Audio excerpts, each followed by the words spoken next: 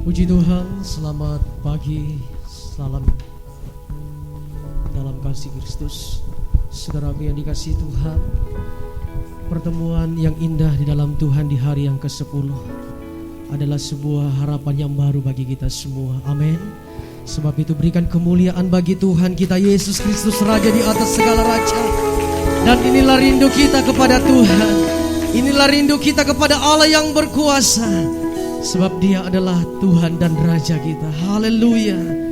Segala puji, hormat, kemuliaan bagi nama-Mu Tuhan. Terima kasih Tuhan. Yesus. Haleluya. Terima kasih Tuhan. Kau ajaib Tuhan.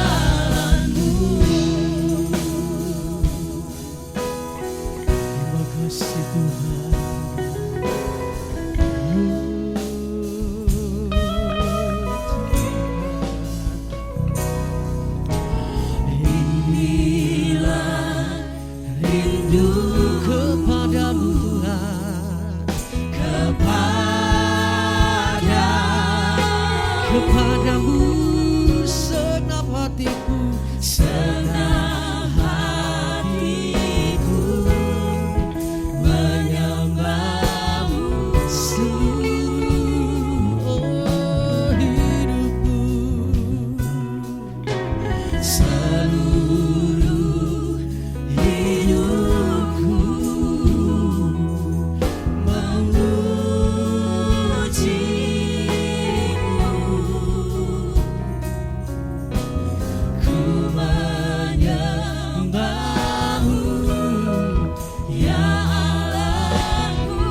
sama-sama jemaat Tuhan kita berdiri katakan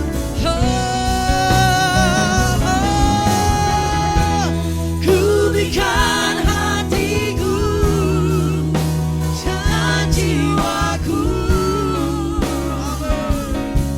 semuanya bagimu di dalam hidupku ya Tuhan, setiap waktu Yesus.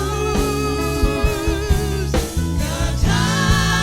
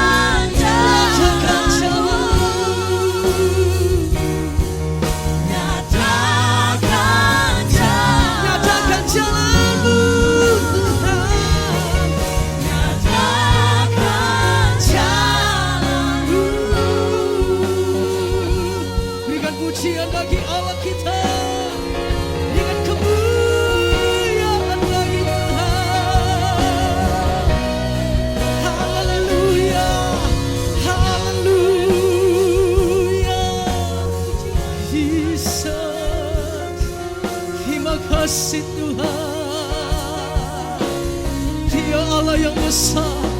Dia Tuhan Raja di atas segala raja. Engkau Allahku. Dia Tuhan yang hebat. Dia Allah yang berkuasa.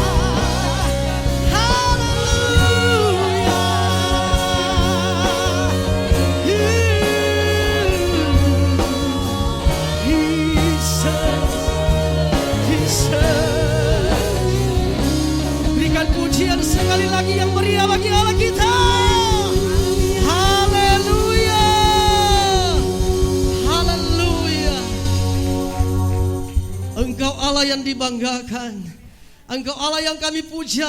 Engkau Tuhan yang hebat bagi kami semua. Tidak ada yang dapat menandingimu di bumi ini Tuhan. Satu-satunya yang kami harapkan dalam hidup ini. Nama Yesus yang berkuasa dan hebat bagi kami, penolong yang sejati. Terima kasih untuk karya-karyamu Tuhan. Sepanjang hari, sepanjang waktu Engkau ada dan menjadi bagian kami. Terima kasih Tuhan. Saat ini kami ada di sini Tuhan untuk memuliakan dan mengagungkan nama-Mu. Kau hadir di tengah-tengah ibadah kami, ambil alih semua keadaan ini Tuhan. Dan biarlah roh Tuhan hadir di tempat ini. Dan kami sujud menyembah Allah kami. Kami sujud memuliakan Allah yang besar. Kami sujud meninggikan Raja di atas segala Raja. Berikan kemuliaan bagi Tuhan kita. Haleluya. Haleluya. Kami tinggikan Engkau Tuhan. Dalam nama Yesus. Haleluya. Amin. Puji Tuhan. Silakan duduk kembali saudara. Allah kita adalah Allah yang ajaib. Amin. Tidak ada yang seperti Dia. Saudaraku yang dikasihi Tuhan, jangan tidak keberatan sekali lagi beri tepuk tangan bagi Tuhan kita yang hebat dan luar biasa. Haleluya, ajaib Kau Tuhan. Amin. Yesus.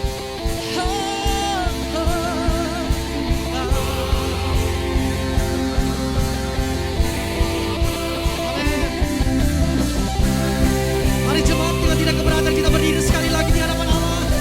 Kita mau katakan, tak terbayang kuasa bagi kita. Tak terbayang kebesaran, tak terbanding kekuatan. Katakan,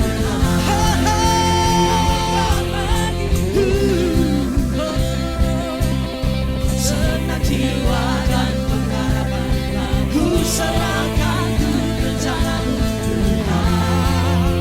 Kau Raja atasku. Katakan, Kau yang layak dipujian. Haleluya. Ajaib Tuhan, agung dan perkasa.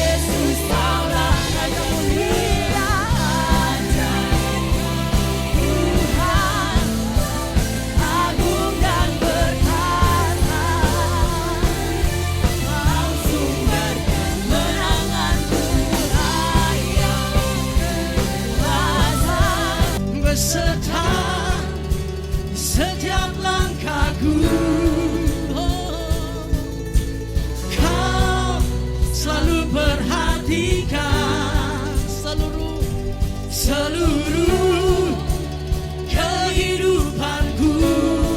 Kau Allah pelindungku, kepastian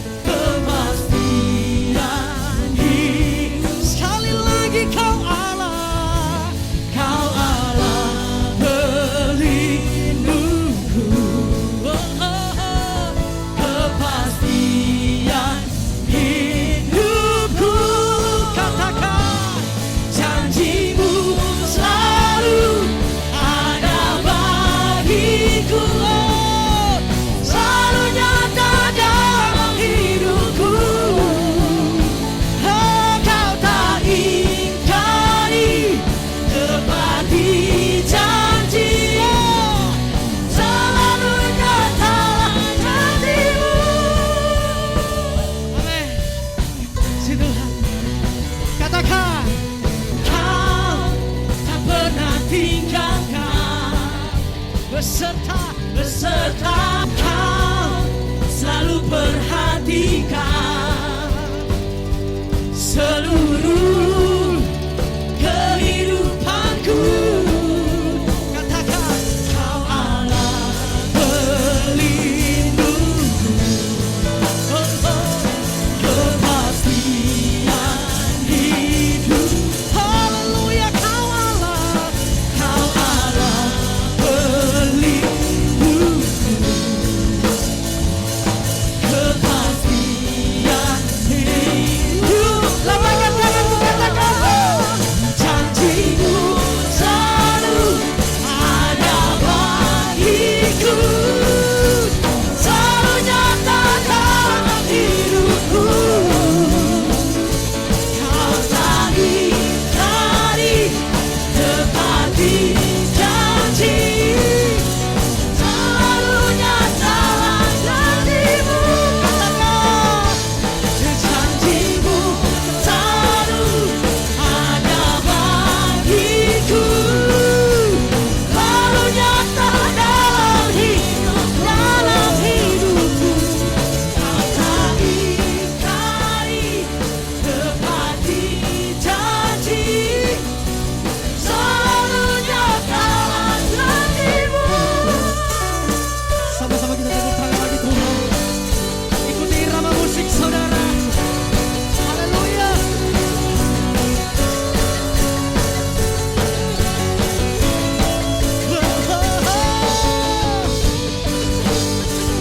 Dia orang yang hebat dan luar biasa.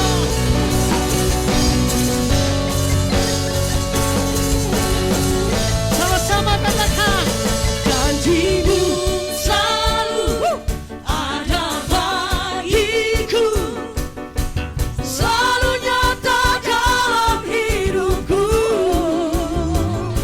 Kau tak ingkari, tepati janji, selalu nyata janjimu. Haleluya. Janjimu selalu ada bagiku. Amin. Selalu nyata dalam hidupku. Kau tak ingkari, tepati janji, selalu nyata janjimu. Berikan tepuk tangan bagi Allah kita. Haleluya. Berikan pujian yang paling meriah bagi Allah kita. Silakan duduk kembali saudara. Nyatalah janji Tuhan bagi kita. Amin. Haleluya. Sementara saudara duduk, persiapkan segalanya untuk Tuhan. Firman yang menguatkan kita semua. Kita akan memandang hari esok yang penuh ceria. Allah menyediakan yang baik dan terbaik bagi kita. Puji Tuhan. Yesus. Haleluya. Terima kasih Tuhan.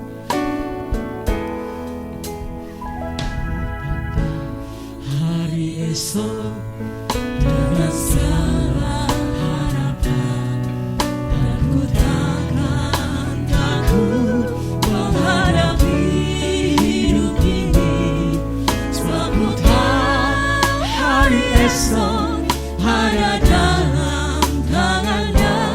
Yesus menjamin bagi yang mau percaya. Mari kita memandang hari esok. Pandang hari esok dengan segala harapan, dan ku takkan takut menghadapi hidup ini.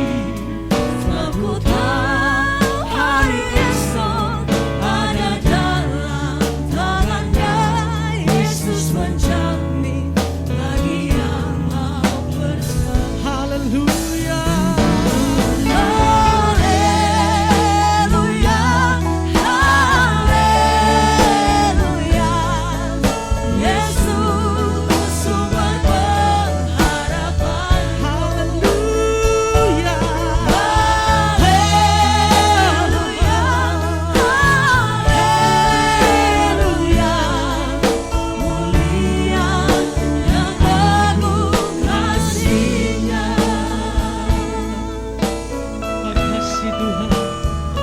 Katakan Ku pandang hari esok dengan segala harapan, ya Tuhan. ku takkan takut menghadapi hidup ini. Sebab ku tahu hari esok ada dalam tangannya. Yesus menjamin bagi yang mau percaya. Mari sama-sama kita berdiri kembali, katakan Haleluya, haleluya. Yesus sumber pengharapan. Yesus. Haleluya. Haleluya, haleluya. Mulia dan Sekali agung lagi, kasih-Nya. mari kita katakan dari awal, saudara. Jemaat Tuhan saja katakan, ku pandang hari esok. Jemaat angkat suaramu. Perkataan iman. Tidak takut. No. Haleluya.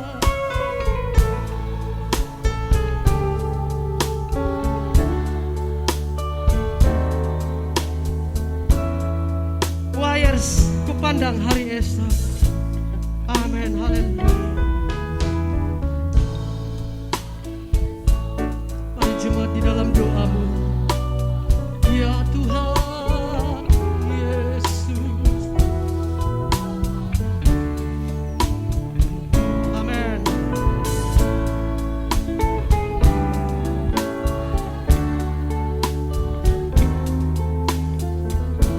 Yesus.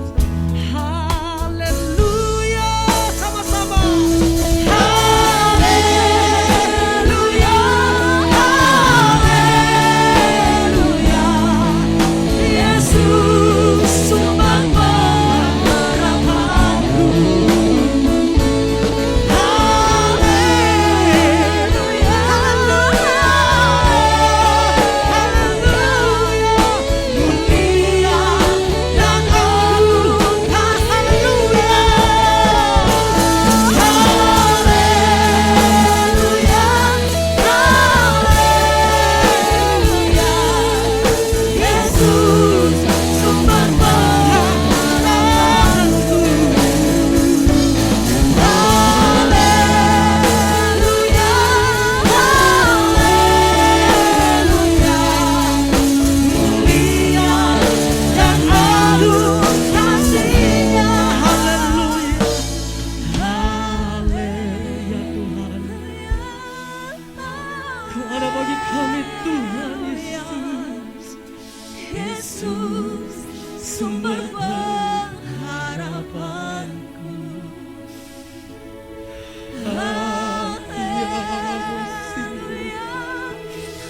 Haleluya, haleluya. Mulia dan Sekali lagi. kasih-Nya. Haleluya. Haleluya, Ya Allah yang kita pandang.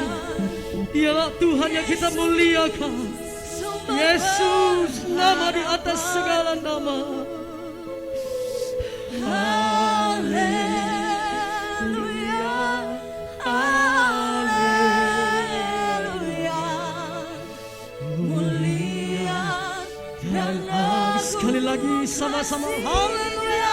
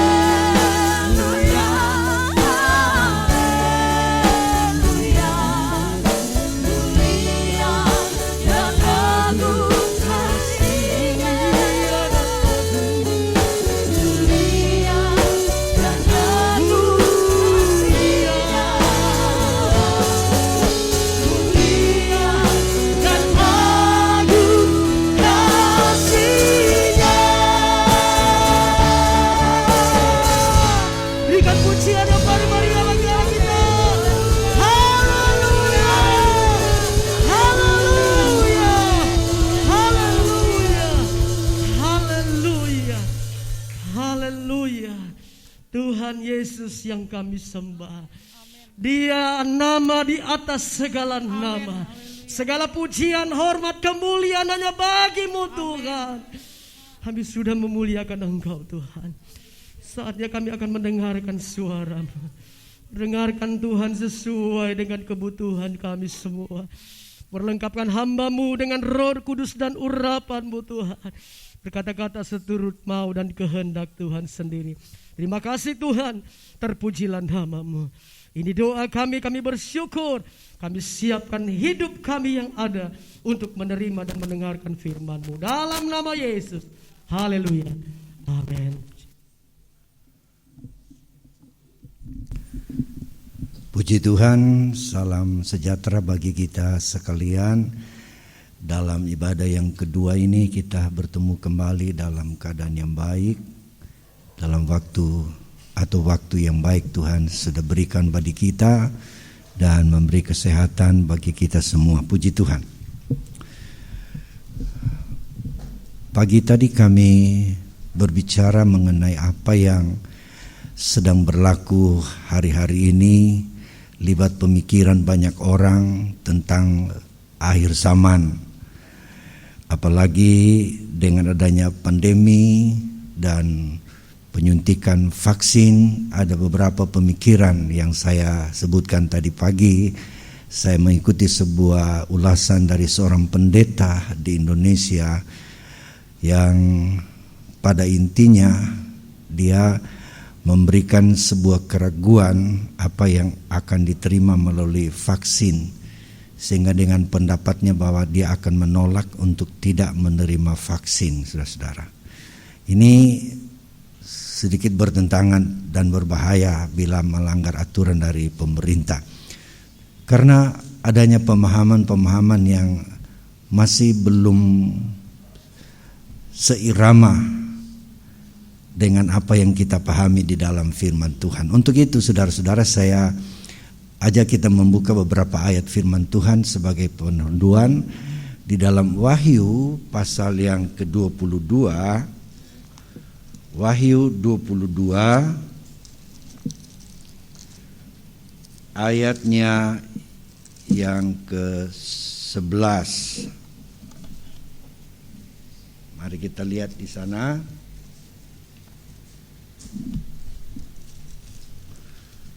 Barang siapa yang berbuat jahat, biarlah ia terus berbuat jahat. Barang siapa yang cemar, biarlah ia terus cemar. Dan barang siapa yang benar, biarlah ia terus berbuat kebenaran. Barang siapa yang kudus, biarlah ia terus menguduskan dirinya. Melalui ayat ini kita lihat ada dua hal yang sedang berpacu untuk mencapai puncaknya atau klimaksnya, yaitu yang jahat dan yang baik. Yang jahat dikatakan akan terus berbuat jahat dan cemar, dan yang benar, terus melakukan yang benar dan yang mengejar kekudusan. Jadi dua keadaan yang berpacu untuk mencapai klimaks dan puncaknya. Untuk itu kita melihat saudara-saudara dengan kacamata firman Tuhan, apa yang sedang terjadi di alam semesta. Saudara-saudara, seperti yang kata-kata pendahulu saya tadi, adanya orang yang berdasarkan pemahaman akhir zaman bahwa akan ada penguasaan antikris, sehingga dasar itu mereka menolak menerima vaksin. Tapi saudara-saudara, dengan mempelajari firman Tuhan yang baik tentang akhir zaman, maka kita mengetahui bahwa sebenarnya kita tidak perlu terlalu khawatir dan takut dengan hal itu. Sebab nanti akan ada pemisahan antara orang percaya itu sendiri yang mengalami masa antikris dan yang tidak mengalami masa antikris. Nah, untuk itu kita melihat saudara-saudara bahwa ada dua keadaan yang sedang berpacu ke depan. Untuk lebih lanjut saya minta kalau ada gambar bisa ditayangkan sudah tadi. Nah, saudara lihat di mana kita hidup di akhir zaman ini. Kita lihat ini berdasarkan jawaban doa Daniel memohon petunjuk Tuhan bahwa kapan mereka akan dikembalikan dari pembuangan.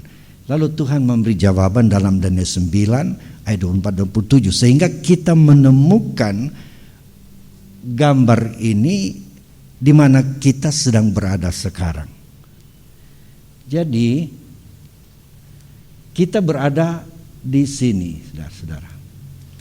Pemahaman kita bahwa dari salib sampai kedatangan Tuhan kali yang kedua, inilah yang disebut masa anugerah Tuhan. Pintu keselamatan terbuka bagi semua bangsa. Lalu kita ada di sini, kita sekarang sedang menghadapi masa 3,5 tahun. Karena separuh dari satu masa atau satu sabat itu terbagi dua. Separuh dipakai oleh Yesus dan separuh tertunda pelaksanaannya. Yang ini yang saya beri tunjuk ini. Karena waktu yang diberikan kepada bangsa Israel untuk kembali sebagai jawaban daripada doa Daniel, ada 3 durasi waktu, 7 sabat, 62 sabat dengan 1 sabat. Jadi 70 sabat.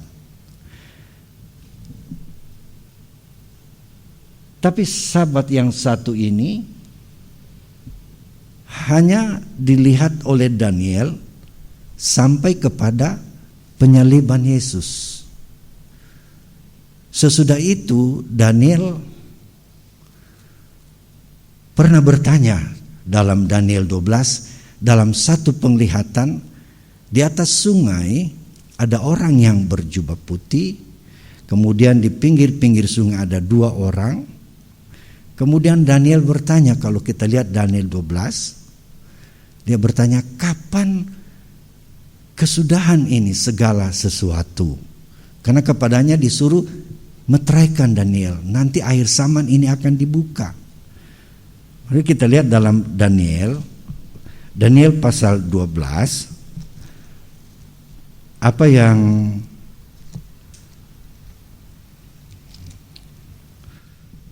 ayatnya yang keempat. Tetapi engkau Daniel sembunyikanlah segala firman itu dan meteraikanlah kitab itu sampai pada akhir zaman. Banyak orang akan menyelidikinya dan pengetahuan akan bertambah. Kemudian aku Daniel melihat tampaklah berdiri dua orang lain, seorang di tepi sungai sebelah sini dan yang lain di tepi sungai sebelah sana. Dan yang seorang bertanya kepada yang berpakaian kain lenan yang ada di sebelah atas air sungai itu, bilakah hal yang ajaib ini akan berakhir?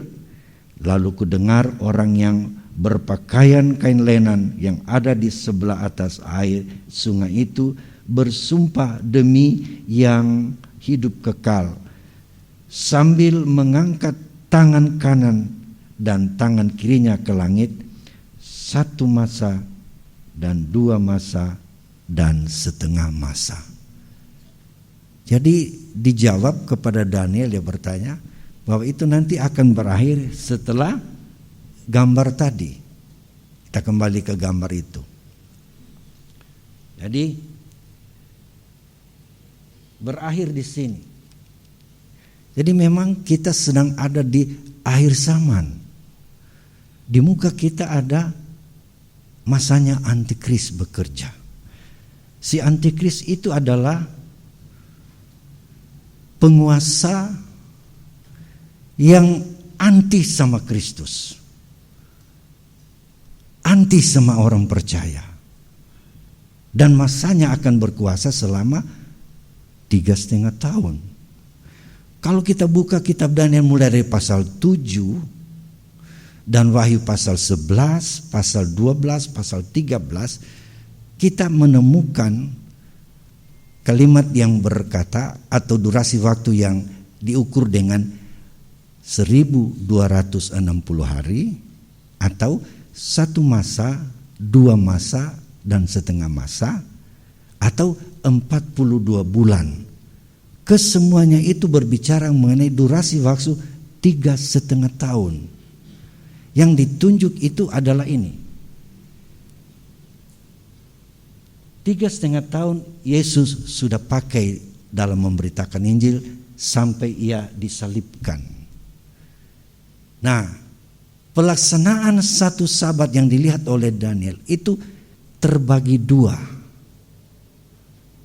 Jadi 69,5 sabat sudah digenapi, tinggal setengah sabat atau 3,5 tahun yang belum digenapi.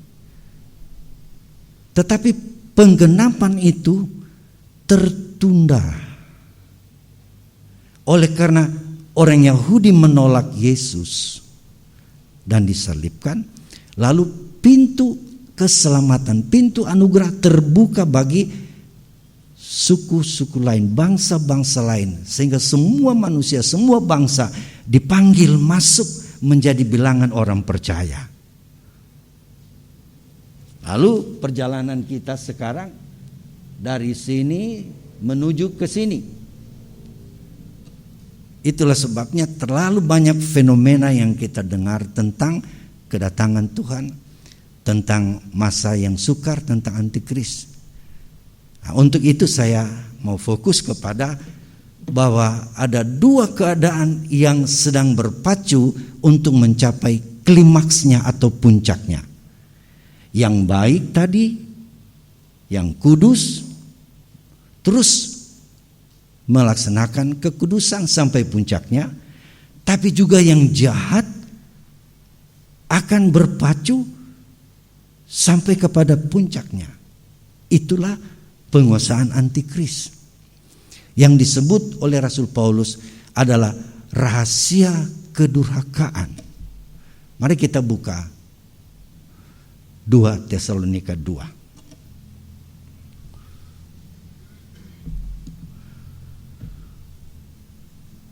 Kita tinggalkan gambar ini. Kita buka 2 Tesalonika 2 ayat 1 mulai. Tentang kedatangan Tuhan kita Yesus Kristus dan terhimpunnya kita dengan Dia, kami minta kepadamu saudara-saudara, supaya kamu jangan lekas bingung dan gelisah. Memang sekarang banyak orang bingung dan gelisah. Bagaimana sekarang? Banyak pertanyaan. Mau terima vaksin atau bagaimana? Banyak orang bertanya, saudara-saudara. Karena penjelasan tadi.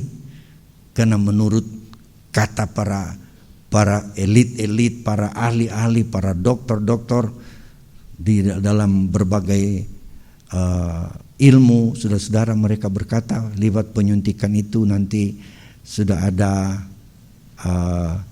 angka-angka. Tapi mari kita lihat, saudara-saudara, sebelum penguasaan antikris terjadi yang 3,5 tahun tadi, itu merupakan sebuah rahasia yang sedang bergerak maju. Sebuah keadaan, sebuah kondisi yang sedang berkembang maju mencapai puncaknya untuk mengendalikan dunia, dia berkuasa. Tetapi sebaliknya juga, kebenaran juga sedang berpacu menuju kepada puncaknya, itulah orang percaya. Nah, untuk itu mari kita lihat ayat-ayat ini. Jangan kita bingung, jangan gelisah, baik oleh ilham roh maupun oleh pemberitaan atau surat yang dikatakan dari kami seolah-olah hari Tuhan telah tiba. Ini Paulus menjelaskan justru kepada gereja yang lahir kira-kira di tahun 53-54 Masehi. Sudah ada pelajaran yang menyesatkan, membuat orang gelisah, membuat orang bingung. Karena ada 3 sumber di sini katakan. Ada ilham roh, ada pemberitaan, ada tulisan, saudara. Ada dikatakan surat dari kami, berarti melalui media cetak bisa orang bingung, melalui pemberitaan, dan melalui ilham roh. Menurut ilham roh artinya orang-orang yang berkata ini dari Tuhan. Kita lihat di media, orang yang mimpi pun sekarang saudara-saudara sudah dipersoalkan. Ada orang yang mimpi. Memang ada mimpi dari Tuhan, ada mimpi yang mimpi-mimpian. Ini membuat orang banyak bingung. Tapi Paulus berkata, jangan kamu lekas bingung, seolah-olah hari Tuhan telah tiba. Ayat berikut, janganlah kamu memberi dirimu disesatkan orang dengan cara yang bagaimanapun juga.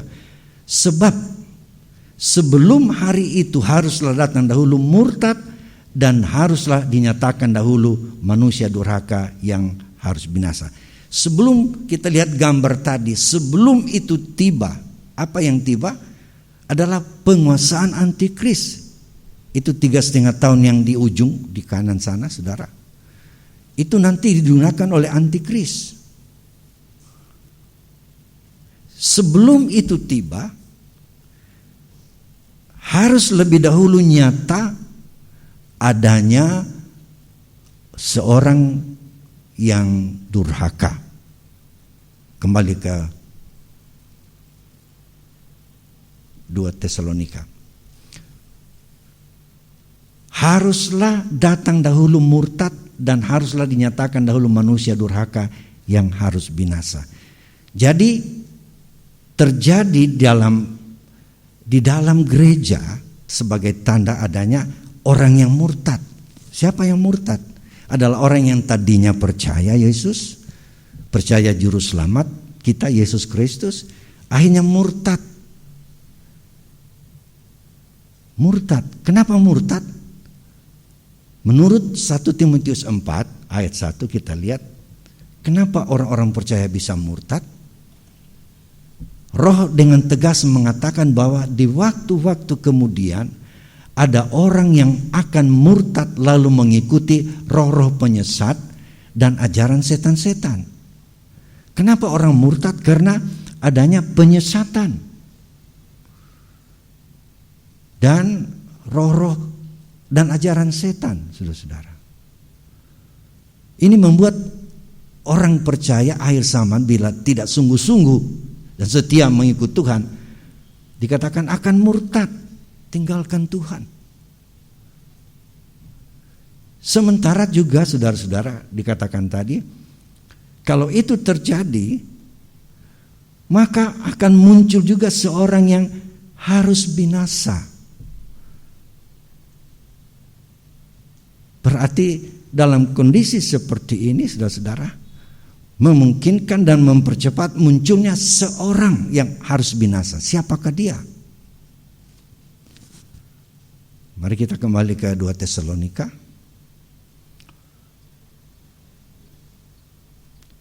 2 Tesalonika, ya. Haruslah dinyatakan dahulu manusia durhaka yang harus binasa. Karena banyak orang durhaka. Di antaranya nanti muncul seorang yang durhaka itu, yang murtad itu saudara-saudara. Dia menjadi manusia yang durhaka. Siapakah dia? Mari kita lihat terus ayat 4. Yaitu lawan yang meninggikan diri di atas segala yang disebut atau yang disembah sebagai Allah. Dia durhaka, dia melawan Tuhan, melawan kebenaran firman. Dia anti kepada Kristus saudara-saudara. Dan dia mau disembah sebagai Allah. Bahkan ia duduk di bait Allah dan mau menyatakan diri sebagai Allah. Nah, antikris, dialah antikris.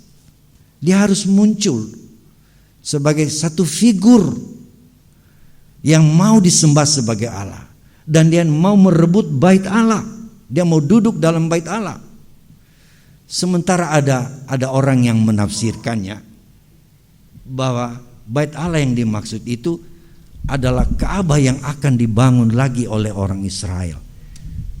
Tahun 2008 kami sempat melihat denah bangunan itu yang direncanakan akan dibangun.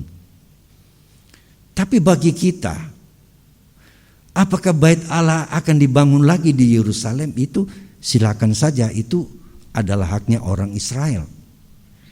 Tapi yang dimaksud bait Allah yang dikuasai oleh antikris tidak hanya di satu area bangunan di Yerusalem. Tapi bait Allah yang dimaksud adalah gereja Tuhan yang ingin dia kuasai. Gereja Tuhan.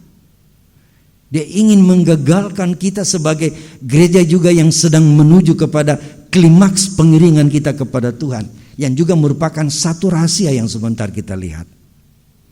Ini rahasianya antikris. Dia ingin menguasai bait Allah. Karena bait Allah dalam etimologi Alkitabiah, karena Alkitab kita ditulis dalam bahasa Ibrani, Perjanjian Lama, dan kemudian Perjanjian Baru dalam bahasa Greka. Bait Allah disebut dengan bahasa aslinya disebut naos dan hieron. Hieron ialah bangunan fisik seperti ini. Tapi naos adalah bangunan rohani, itulah saya dan saudara. Yang dalam 1 Korintus 3:16 berkata, tidakkah kamu tahu bahwa kamu adalah bait Allah? Tidak tahukah kamu bahwa kamu adalah bait Allah dan bahwa roh Allah diam di dalam kamu? Jadi yang ingin dia kuasai adalah gereja Tuhan. Yang ingin dia kuasai sebab dia mau gagalkan karena dia melawan Tuhan. Jadi saudara-saudara, antikris nanti mau menguasai gereja Tuhan. Tapi apa rencana Tuhan dengan gerejanya sebentar kita lihat. Kemudian kita kembali ke 2 Tesalonika. Kita lihat, yaitu lawan yang meninggikan diri di atas segala yang disebut atau yang disembah sebagai Allah. Bahkan ia duduk di bait Allah dan mau menyatakan diri sebagai Allah. Ayat 5. Tidakkah kamu ingat bahwa hal itu telah kerap kali kukatakan kepadamu ketika aku masih bersama-sama dengan kamu? Dan sekarang kamu tahu apa yang menahan dia. Dia itu ialah seorang tadi yang durhaka, yang melawan Tuhan dan anti kepada Kristus. Dia ingin menguasai bait Allah, itulah gereja Tuhan. Paulus sudah ajarkan berkali-kali kepada jemaat Tuhan bahwa masih ada yang menahan sampai figur itu belum muncul. Ada yang menahan. Ia baru akan menyatakan diri pada waktu yang telah ditentukan baginya. Jadi ada waktu yang ditentukan baginya. Ada waktu yang diatur Tuhan kapan dia akan muncul. Untuk itu sebelum waktu dia muncul harus ada yang menahan. Apa yang menahan, saudara-saudara? Ayat 7. Karena secara rahasia kedurhakaan telah mulai bekerja, tetapi sekarang masih ada yang menahan. Kalau yang menahannya itu telah disingkirkan, ayat 8, pada waktu itulah si pendurhaka baru akan menyatakan dirinya, tetapi Tuhan Yesus akan membunuhnya dengan nafas mulutnya dan akan memusnahkannya kalau ia datang kembali. Jadi apa yang menahan? Jadi ada yang menahan. Yang menahan ini, saudara-saudara, bagi kita memahami itu adalah gereja Tuhan. Yang benar tadi, yang benar bertambah benar, yang kudus bertambah kudus. Itu yang masih menahan. Karena fungsi gereja di dunia ini, Yesus berkata, kamu adalah terang dunia. Gereja itu adalah terang dunia. Maksudnya tidak ada hal-hal yang gelap. Kegelapan itu perbuatan jahat, dosa. Jadi apa yang menahan dia belum muncul? Karena gereja masih mempertahankan terang. Sebab Yesus adalah terang dunia. Kalau dia di dalam kita, kita juga menjadi terang. Itu yang masih menahan. Dan juga fungsi gereja adalah sebagai garam dunia. Kamu adalah garam dunia. Garam adalah bahan yang membuat pencegah kebusukan. Sebelum ada penemuan alat pendingin seperti kulkas dan lain sebagainya, pada umumnya manusia untuk menahan kebusukan karena belum ada pendingin hanya ditaruh garam, ikan, daging, dan makanan lain, dan juga berfungsi sebagai penyedap. Jadi gereja yang berfungsi sebagai terang dan garam itu yang masih menahan. Mengapa dia belum muncul? Haleluya. Karena gereja ada, masih beritakan kebenaran, masih memberitakan Injil, masih memberitakan tentang dosa yang harus ditinggalkan. Itu yang masih menahan. Tapi ada waktunya, saudara-saudara, yang menahan itu disingkirkan. Ayat 8, 9.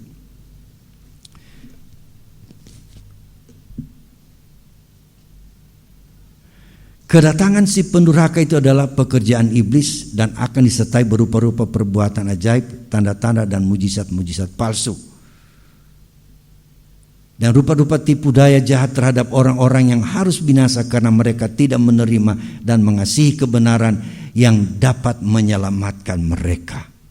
Jadi nanti yang menjadi mangsanya mereka yang tidak mengasihi kebenaran.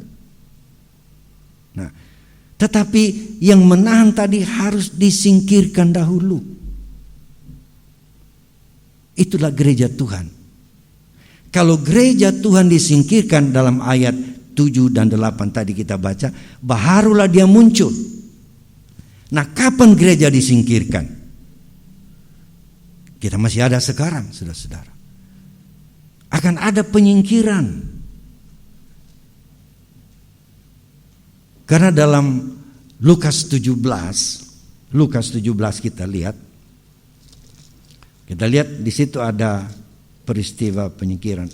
Lukas 17 ayat mungkin 34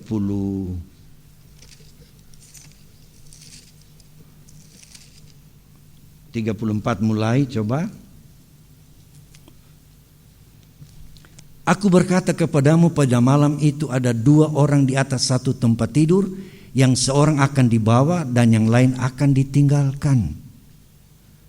35. Ada 2 orang perempuan bersama-sama menghilang, yang seorang akan dibawa dan yang lain akan ditinggalkan.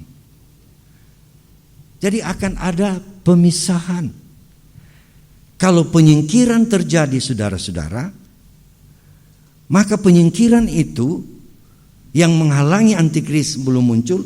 Kalau yang gereja itu disingkirkan, akan terjadi pemisahan. Bahwa ada yang dibawa, ada yang ditinggalkan. Dibawa, ini secara horizontal, dibawa. Banyak orang sudah menafsirkan ini pengangkatan atau rapture. Tapi kita memahami bahwa ini dibawa secara horizontal, penyingkiran. Tetapi bukan diangkat. Bahasanya disebut dengan kata para lambano. Kalau ana lambano itu diangkat, itu rapture. Kalau para lambano itu dibawa secara horizontal. Jadi waktu gereja disingkirkan itu dibawa kemana, saudara-saudara? Ke tempat yang Tuhan siapkan. Entah di mana, saya dan saudara tidak perlu pusing. Yang kita tahu kalau Tuhan mau tempatkan kita sebagai tempat penyingkiran, itu tempat yang penuh dengan kemuliaan Tuhan dan pemeliharaan Tuhan. Pasti Tuhan pelihara di sana. Sebab 3,5 tahun, saudara-saudara. Nah, kita lihat gambaran gereja yang disingkirkan. Gereja yang disingkirkan. Wahyu pasal 12 ayat 1. Maka tampaklah suatu tanda besar di langit, seorang perempuan berselubung matahari dengan bulan di bawah kakinya dan sebuah mahkota dari 12 bintang di atas kepalanya. Ini penglihatan oleh Rasul Yohanes, melihat seorang wanita yang penuh kemuliaan. Di kepala ada mahkota 12 bintang, berselimutkan atau berselubung matahari, dan dia berdiri di atas bulan. Saudara-saudara, 3 benda langit ini sebenarnya menggambarkan Trinitas. Menurut Roma 1 ayat 20, Tuhan kita bisa kenal, Allah kita bisa kenal dan memahami dengan ciptaannya.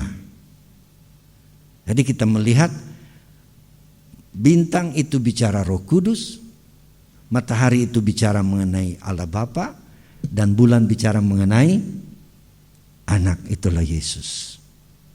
Jadi kemuliaan Allah ada pada gereja. Perempuan inilah yang akan disingkirkan nanti. Haruslah kita penuh kemuliaan Allah. Nah, kita bicara dulu si antikris. Ya, kita lihat, kalau perempuan ini disingkirkan, barulah dia muncul. Kemanakah perempuan ini disingkirkan atau mempelai ini disingkirkan? Ayat 4 dari Wahyu pasal 12. Maka tampak dan ekornya, bukan 4, sorry, ayat 6. Maksud saya ayat 6. Ayat 6. Perempuan itu lari ke padang gurun di mana telah disediakan suatu tempat baginya oleh Allah, supaya ia dipelihara di situ 1260 hari lamanya. 1260 hari. Itu adalah 3,5 tahun. Dia dibawa ke padang gurun di mana tempat disediakan baginya. Dengan jalan apa saudara dia dibawa ke padang gurun? Ayat 14. Kepada perempuan itu diberikan kedua sayap dari burung nasar yang besar, supaya terbang ke tempatnya di padang gurun, di mana ia dipelihara jauh dari tempat ular itu selama 1 masa dan 2 masa dan setengah masa. Jadi dia diberikan sayap burung nasar yang besar, Sayap burung nasar ini bicara mengenai Roh Kudus. Seperti orang Israel waktu keluar dari tanah Mesir dalam Keluaran 19 ayat yang ke-5 dan seterusnya, kita tahu bahwa Tuhan berfirman bahwa mereka sudah dibawa Tuhan mendukung orang Israel seperti mendukung di atas sayap burung Raja Wali. Padahal mereka berjalan. Tapi yang bicara ini adalah bicara tentang Roh Kudus. Jadi Roh Kudus akan menyingkirkan gereja itu. Kita diberi sayap burung nasar, saudara-saudara, untuk pergi kemana? Ke padang gurun, untuk dipelihara di sana selama 1 masa, 2 masa, dan setengah masa. Sama dengan 3,5 tahun. Sama dengan 1260 hari. Sama dengan jawaban kepada Daniel. Daniel bertanya, kapan ini berakhir? Semua yang dahsyat ini kapan berakhir? Lalu dijawab, 1 masa, 2 masa, dan setengah masa. Jadi itu ada di depan kita. Yang penting sekarang saya dan saudara sebagai gereja Tuhan, kita harus terus maju untuk mencapai puncak pengiringan kita kepada Tuhan. Sementara juga iblis dengan segala kejahatannya maju terus sampai puncak penguasaannya, itulah selama 3,5 tahun antikris. Sebab kesulitan, kesukaran dalam masa ini dikatakan kesukaran yang belum pernah terjadi dan tidak akan terjadi lagi, saudara-saudara. Berarti sudah topnya, sudah puncaknya, sudah klimaksnya kesusahan atas manusia yang tidak percaya kepada Tuhan. Nah, jadi kita melihat dia diberikan sayap burung nasar. Gereja Tuhan harus penuh dengan Roh Kudus. Kita minta, kita berupaya, saudara-saudara, seperti ayat-ayat firman lain berkata, hendaklah kamu penuh dengan Roh Kudus. Jangan kita membiarkan hidup tanpa Dia. Sebab kita adalah bait Roh Kudus. Dia ada di dalam saya dan di dalam saudara. Puji Tuhan. Mari kita lihat selanjutnya. Jadi setelah dia pergi ke padang gurun, lalu bagaimana si ular tadi, ular naga tadi yang mengejar dia, ayat 15. Lalu ular itu menyemburkan dari mulutnya air sebesar sungai ke arah perempuan itu, supaya ia dihanyutkan sungai itu. 16. Tetapi bumi datang menolong perempuan itu. Ia membuka mulutnya dan menelan sungai yang disemburkan naga itu dari mulutnya. 17. Maka marahlah naga itu kepada perempuan itu, lalu pergi memerangi keturunannya yang lain yang menuruti hukum Allah dan memiliki kesaksian Yesus. Jadi setelah gereja disingkirkan, yang menahan dia tadi disingkirkan, maka dia mencari yang tertinggal. Tadi kita sudah baca dalam Injil Lukas, ada yang dibawa, ada yang ditinggalkan. Nah, gereja yang ditinggalkan itu adalah mereka yang percaya Tuhan, percaya Yesus sebagai juru selamat, punya kesaksian tentang Yesus, tapi tidak mencapai kesempurnaan. Seperti pada ayat 1 dalam Wahyu 12 tadi, penuh kemuliaan Allah, yaitu ada 12 bintang di kepala, ada matahari menyelimuti, dan ada bulan di bawah kaki. Itu gereja yang dipermuliakan. Lalu dia pergi mencari yang tertinggal, ayat 18. Wahyu 12 tadi ayat 18.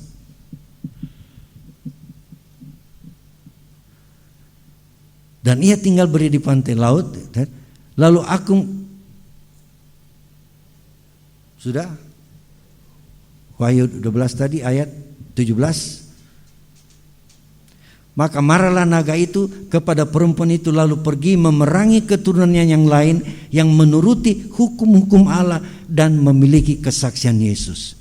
Jadi memerangi orang-orang yang memiliki kesaksian Yesus, itulah gereja yang tertinggal. Itulah sebabnya saya dan saudara harus mempunyai usaha dan upaya jangan menjadi gereja yang tertinggal. Kita harus menjadi gereja yang akan mengalami penyingkiran. Kan semua kita suka umur panjang. Kalau sudah meninggal sekarang, ya no problem. Kita lepas dari kondisi itu. Tapi kita masih hidup. Dan waktunya semakin dekat. Kita harus menjadi wanita yang seperti ayat 1. Ada kemuliaan Tuhan. Dan kemuliaan Tuhan itu bukan terjadi sekaligus, tetapi tahap demi tahap gereja Tuhan atau orang percaya itu memiliki kemuliaan. Soal keselamatan dikatakan waktu kita percaya Yesus sebagai juru selamat, kita mengaku dosa, kita diampuni, keselamatan dijanjikan bagi kita, dan keselamatan kita itu adalah keselamatan yang sempurna, tidak kurang. Saudara-saudara, menurut Ibrani 10 ayat 14, hanya dengan satu korban saja Ia telah menyelamatkan kita. Ibrani 10 ayat 14. Sebab oleh satu korban saja Ia telah menyempurnakan untuk selama-lamanya mereka yang Ia kuduskan. Jadi waktu kita menjadi percaya, mengaku Yesus sebagai juru selamat, kita menguburkan hidup lama dalam baptisan air, dan nama Tuhan diletakkan atas hidup kita, saudara-saudara, maka kita diselamatkan. Keselamatan itu sempurna. Hanya faktanya kita masih bertumbuh. Secara hukum selamat, tetapi fakta hidup masih mengalami pertumbuhan. Ibarat bayi yang masih dibesarkan, mau dibesarkan, bertumbuh, bertambah.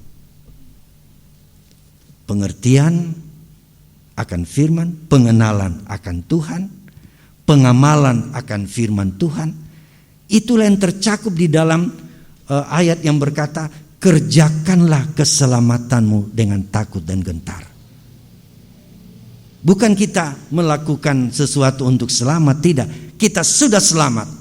Tapi keselamatan itu dalam satu proses dalam hidup ini kita dibentuk, saudara-saudara. Dari hari ke hari kerohanian kita makin bertambah, makin dewasa. Saya katakan tadi, pengertian akan firman, pengenalan akan Tuhan, dan juga punya pengalaman dengan Tuhan. Ada kesaksian, ada mujizat, ada pertobatan, saudara-saudara. Kadangkala kita membuat sebuah pelanggaran, lalu kita berkata, Tuhan ampuni saya sudah membuat sebuah pelanggaran. Itu satu proses peningkatan. Kita sadar bahwa kita perlu berubah. Itulah yang disebut kemuliaan datang kepada kemuliaan. Kita diubahkan. Dan satu hari kita akan mencapai titik temu dengan keselamatan yang sempurna dan pengalaman hidup, gaya hidup yang sempurna. Itulah gereja yang sempurna. Itulah wanita dalam Wahyu 12 ayat pertama. Ada kemuliaan bintang, ada kemuliaan matahari, ada kemuliaan bulan. Itulah gereja yang akan mengalami penyingkiran. Barulah kalau itu sudah disingkirkan, barulah antikris bekerja. Dia mengejar wanita yang tertinggal. Itu yang kita takuti, saudara-saudara. Disitulah baru terjadi. Orang tidak boleh membeli dan menjual kalau tidak ada angka 666. Disitulah. Tapi gereja yang sempurna sudah aman, saudara-saudara. Yang tidak aman itulah yang tertinggal. Harus mempertahankan imannya kepada Tuhan. Kalau masuk di masa 3,5 tahun. Jadi untuk saya, kalau ada penyuntikan vaksin, terima, saudara-saudara. Jangan ikuti itu karena kita memahami ini. Penguasaan antikris belum terjadi kalau gereja yang sempurna belum disingkirkan. Haleluya. Jadi orang yang tertinggal itulah yang akan berjuang, pertahankan iman. Konsekuensinya saudara-saudara, kalau tidak mau menerima angka 666 adalah mati syahid. Tapi seperti ayat yang saya sebutkan tadi pagi, kalau toh sampai mengalami mati syahid, itu saudara-saudara keselamatan tidak hilang. Tapi kita lihat Wahyu 20 ayat 4. Lalu aku melihat tata-tata dan orang-orang yang duduk di atasnya. Kepada mereka diserahkan kuasa untuk menghakimi.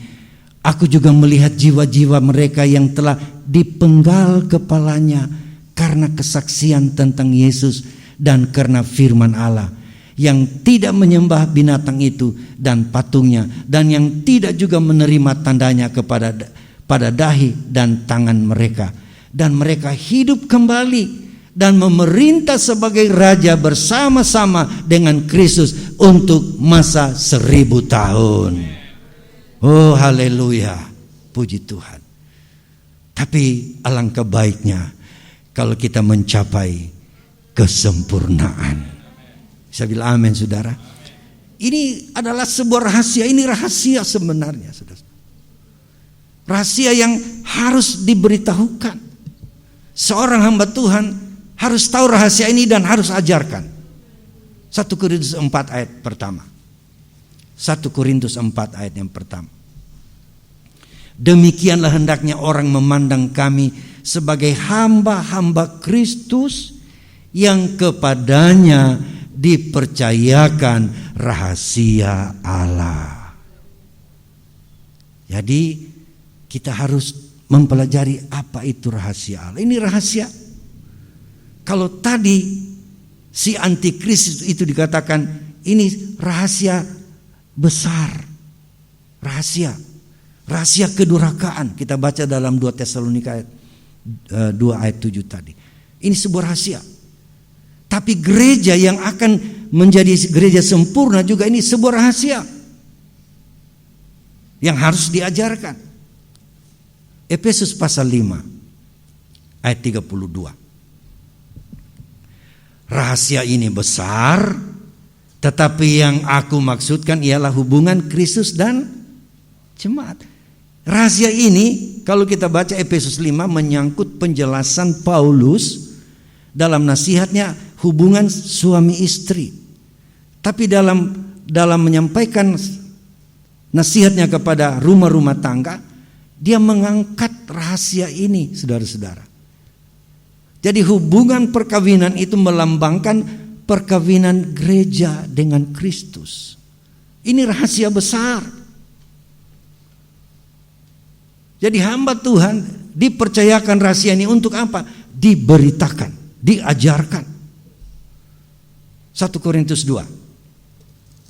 1 Korintus pasal yang kedua, kita lihat ayatnya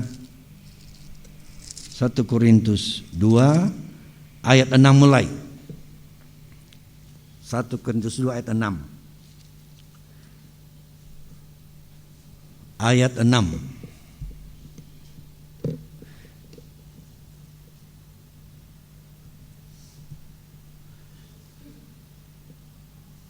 Sungguh pun demikian kami memberitakan hikmat di kalangan mereka yang telah matang, yaitu hikmat yang bukan dari dunia ini dan yang bukan dari penguasa-penguasa dunia ini, yaitu penguasa-penguasa yang akan ditiadakan. Terus, tetapi yang kami beritakan ialah hikmat Allah yang tersembunyi dan rahasia yang sebelum dunia dijadikan telah disediakan Allah bagi kemuliaan kita. Jadi hamba Tuhan harus menerima rahasia. Rahasia mana? Rahasia yang Tuhan sudah siapkan sebelum dunia dijadikan. Itulah hubungan gereja dengan Kristus. Yang tadi dikatakan rahasia ini rahasia besar. Harus diberitakan. Gereja harus tahu. bahwa yang jahat memuncak sampai pada klimaksnya, itulah penguasaan antikris. Tetapi Allah dalam gerejanya juga sedang bekerja dalam kebenaran dan firman-Nya melalui salib di Golgota. Kita baca dulu ayat 8. Ayat 8. Tidak ada dari penguasa dunia ini yang mengenalnya, sebab kalau sekiranya mereka mengenalnya, mereka tidak menyalibkan Tuhan yang mulia.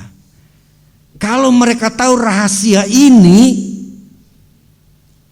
bahwa melalui salib nanti akan lahir gereja.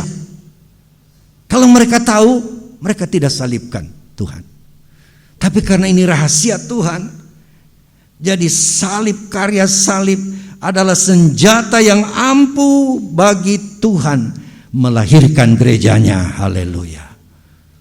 Oh, segala puji bagi Tuhan. Jadi ini rahasia gereja Tuhan yang berubah dari hari ke hari, yaitu berubah dalam soal karakter kita, tabiat kita terus dibaharui dari hari ke sehari. Itulah sebabnya orang Kristen kita harus mengalami perubahan. Jangan begitu-begitu terus, saudara-saudara, tapi harus terus mengalami perubahan. Minggu-minggu lalu saya ingat Pendeta Yusuf telah berkata, jangan orang Kristen di hari Natal ini tidak mengalami perubahan. Dari tidak tahu berdoa menjadi tidak tahu berdoa. Dari tidak tahu bersaksi tetap tidak tahu bersaksi, itu tidak mengalami perubahan. Dari tidak tahu berdoa lalu bisa berdoa, itu mengalami perubahan. Amin. Dan tabiat-tabiat lain yang lama kita harus tinggalkan. Kita bertumbuh menjadi wanita yang cantik di hadapan Tuhan. Itulah gereja Tuhan. Haleluya. Yang menjadi rahasia besar akan terjadi di akhir zaman. Gereja Tuhan sebagai mempelai perempuannya Yesus Kristus. Haleluya. Jadi kita lihat melalui salib lahirlah gereja. Karena di salib ada darah yang tercurah untuk menguduskan kita, saudara-saudara, dari salah dan dosa.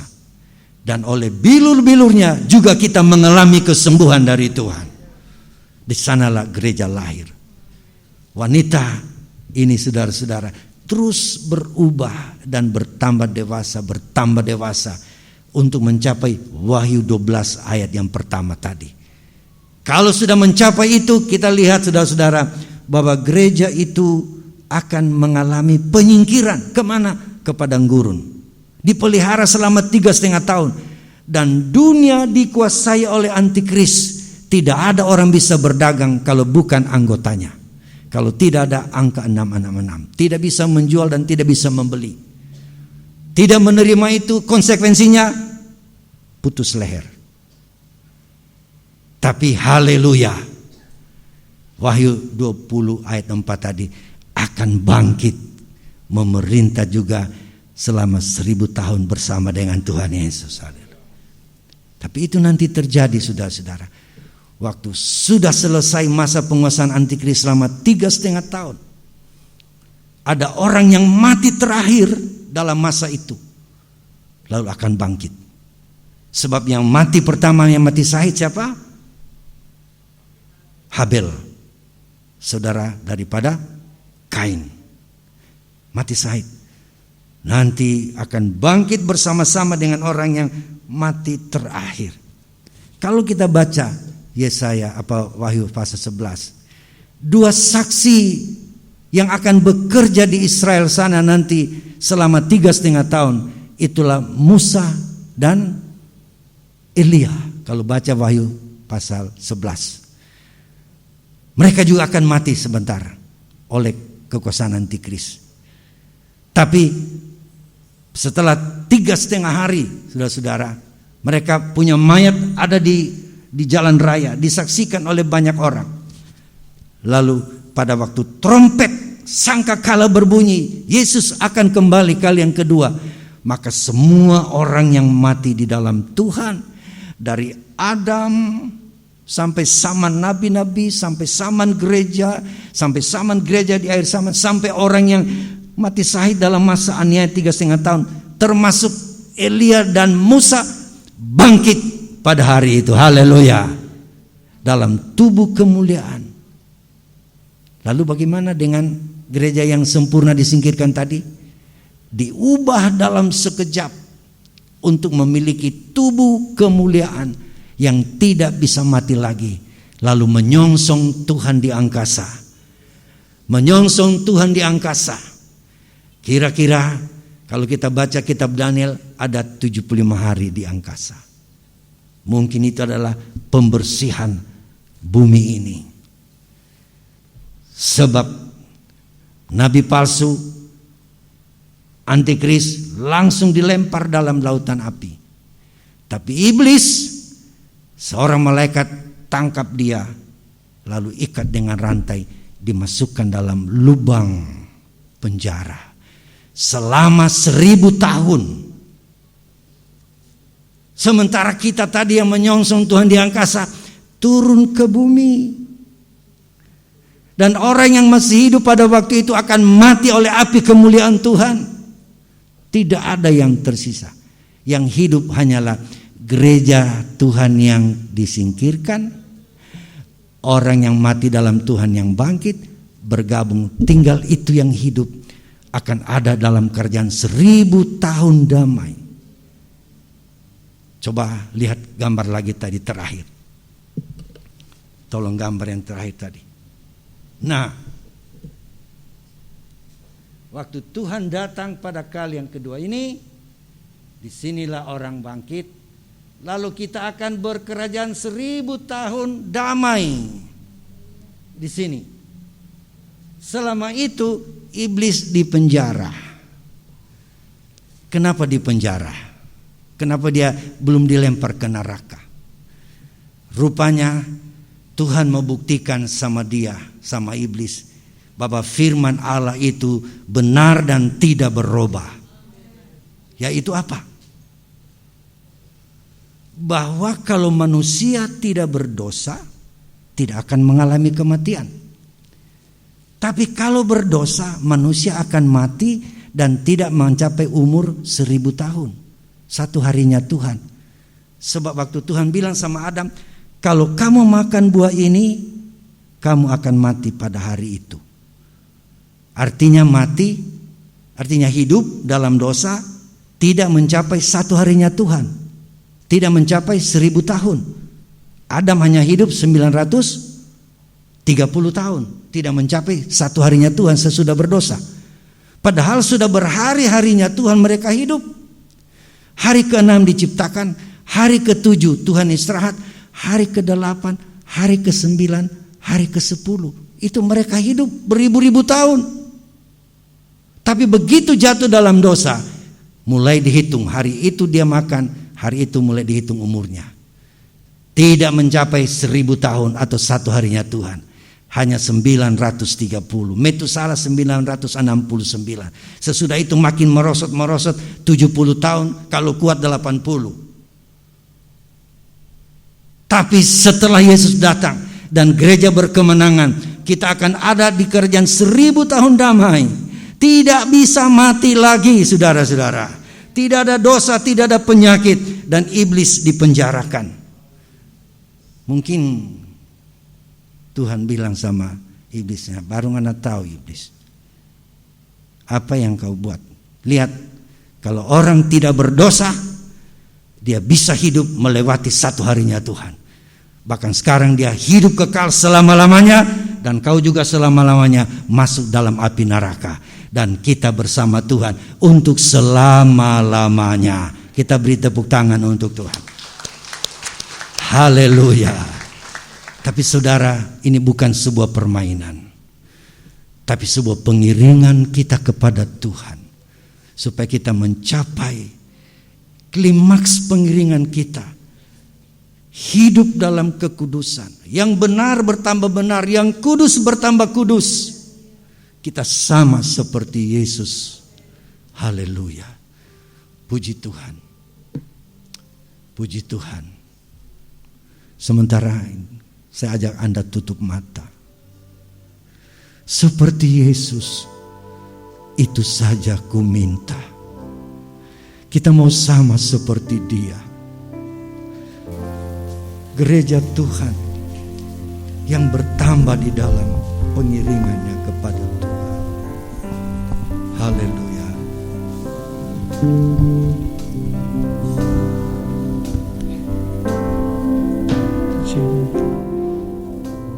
Seperti Yesus,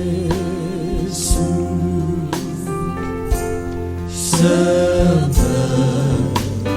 Yesus, itu saja yang ku minta.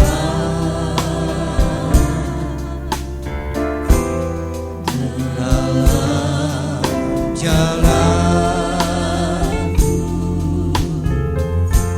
sampai ke surga,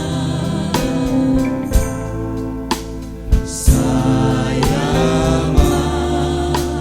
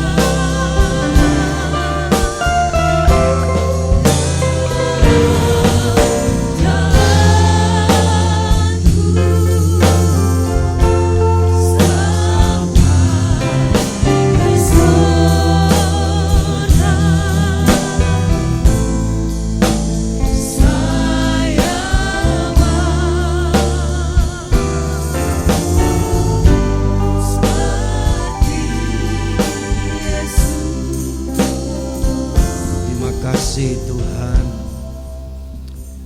firman-Mu yang kami sudah dengar, berikan kami kemampuan untuk memahaminya. Roh Kudus menolong kami, memberi pencerahan kepada kami Tuhan, supaya kami melihat betapa indah rencana-Mu. Kami akan mencapai rencana Tuhan, bahwa kami akan mengalami kemuliaan Tuhan yang membuat kami jumpa dengan-Mu, ibarat mempelai lelaki yang berjumpa dengan mempelai wanita. Oh, terima kasih Tuhan, hamba-Mu berhenti berkata-kata, tapi mari sekali lagi Roh Kudus menolong kami supaya kami mengerti rencana-Mu yang indah. Terima kasih Bapa. Terpujilah Tuhan. Umat-umat Tuhan akan memberi persembahan maupun yang mengembalikan milik-Mu, balas berkat berlipat kali ganda. Dalam nama Yesus kami sudah berdoa. Amin. Kita akan mengakhiri ibadah ini. Saya ajak kita bangkit berdiri. Kita nyanyikan satu pujian.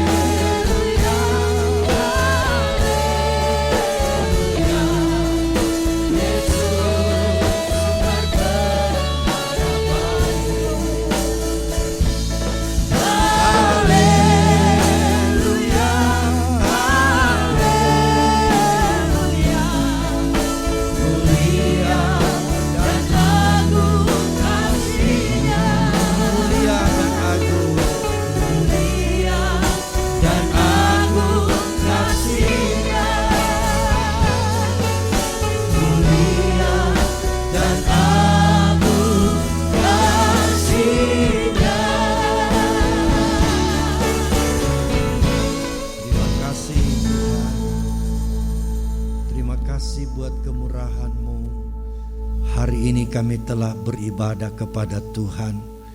Apa yang kami lakukan Bapa, sempurnakanlah kiranya.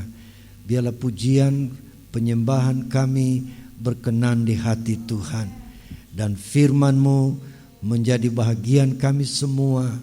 Kami dapat memahami dan mengertinya Tuhan.